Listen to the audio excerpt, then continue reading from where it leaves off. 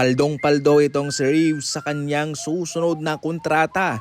5 taon, 241 million max contract para sa Los Angeles Lakers. Extension pa lang yan mga idol, pero kung pag-uusapan yung panibagong kontrata, mas malaki pa dyan. Para sa inyo mga idol, worth it nga ba itong si Reeves sa ganyang numero? Noong nagdang season, siya nagdi-demand ng malaking kontrata, pero ngayon susubukan niya raw ang free agency.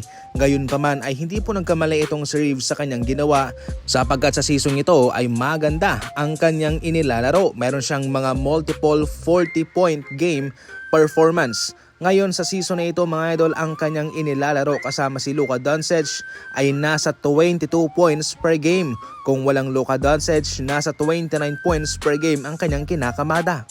Para sa Lakers mga idol, ang pinakamaganda rito ay kanilang bigyan ng malaking kontrata. Itong si Reeves, kanilang bigyan ng magandang ganti. Ilak na nila long term kasama si Luka, kabilang sa mga pundasyon ng kanilang kupunan. Hindi ka na makakita pa ng ganyang manalarong mayroong kakayahang ganyan at maganda pa ang koneksyon at chemistry kay Luka Doncic.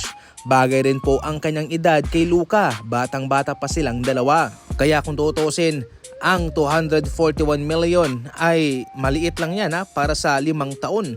Yung iba nga nasa 350 million 5 years. Kay Reeves, murang-mura lang yan, $241 million.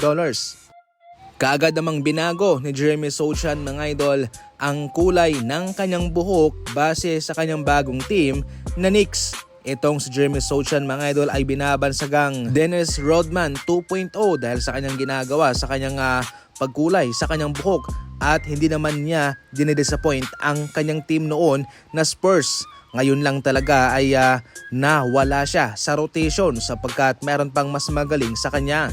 Sa ngayon naman mga idol, meron siyang pasaring sa kanyang former team na Spurs. Ayon sa kanya, wala raw totoong oportunidad sa Spurs.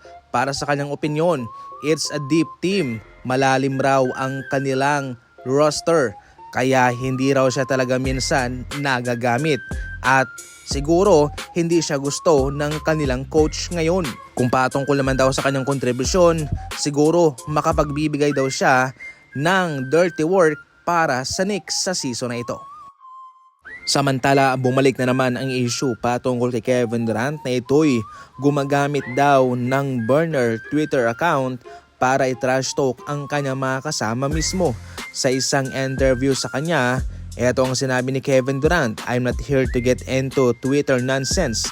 My teammates know what it is. We've been locked in the whole season." Well, ano nga ba ang sinabi ni Kevin Durant di umano sa pang-trash talk na ito sa kanyang mga sariling teammates? Ayon pa rito mga idol, si Alperen Sengun na isang franchise player ng Rockets ay hindi raw makatira o makadepensa. Mas malaking issue daw yun kumpara sa kanyang mga turnovers. At tandaan daw, ang mga ito ay ang future ng Rockets. Grabe mga idol, itong mga sinabi ni Kevin Durant dito.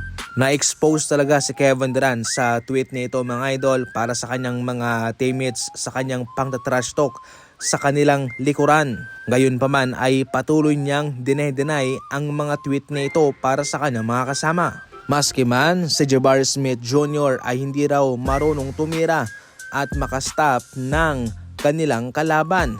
Huwag na lang daw itong bigyan ng free throw sa technical sapagkat hindi pa rin daw niya ito maipapasok.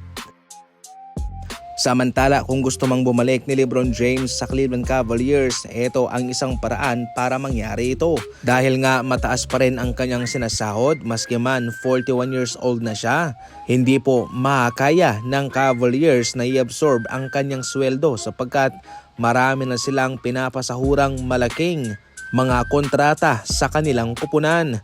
Kaya ang tanging paraan ay kung papayag itong si LeBron James na magkaroon ng pay cut sa kanyang kontrata at makukuha niya ang kanyang happy ending sa Cleveland Cavaliers. Hindi man may papangako na sila'y magkakampiyon para madagdagan pa ang kanyang koleksyon, pero ang importante, kanyang tatapusin ang kanyang career kung saan man siya nagsimula sa NBA. Sa Lakers naman, kahit na mayroong pag-aalinlangan si Jeanie Buss na pabalikin itong si LeBron James, ay mataas pa rin naman ang mga sabi-sabi, ang mga chismis galing mismo sa mga NBA insider na kung gugustuhin pa rin daw ni LeBron James na bumalik sa kanila ay tatanggapin nila ito. Para sa inyo dyan sa mga fans ng Lakers, saan nyo ba gustong makita itong si LeBron James? Sa Lakers o sa Cavaliers? I-comment lang.